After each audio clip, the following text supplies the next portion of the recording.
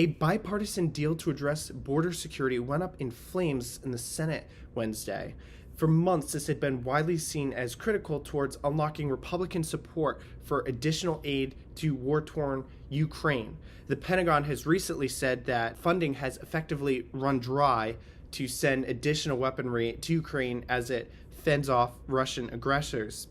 Three senators basically spent around 4 months ironing out the border security provisions in this package, and it included some considerable concessions to Democrats.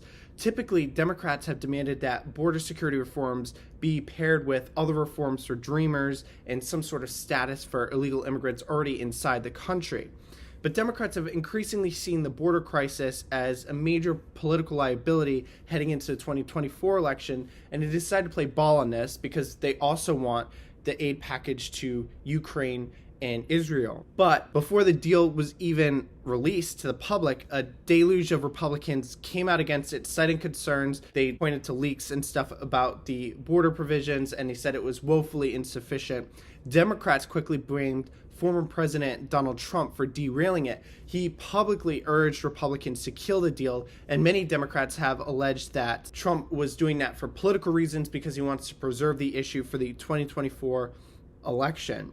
Now, the Senate was thrust into absolute chaos on Wednesday. Senate Majority Leader Chuck Schumer first took up the vote with the border deal as well as the other supplemental provisions. It needed 60 votes to pass, and it came up short. There were even some Democrats, such as Elizabeth Warren and Bob Menendez, voting against that package. So then afterwards, Schumer brought up a clean version, if you will, of the supplemental featuring the aid to Ukraine, Israel, the Indo-Pacific, but without the border security provisions. Technically, the vote to advance that cleared, but it was quite an interesting scene because they basically opened that vote and they kept it open for about 4 hours because Republicans were trying to negotiate an amendments process with that deal. So the clean version, the $93 billion supplemental package without the border security provisions, that has advanced in the Senate, but it hasn't cleared the Senate yet. And Schumer has said that he plans to continue forward with that this week. It remains unclear whether or not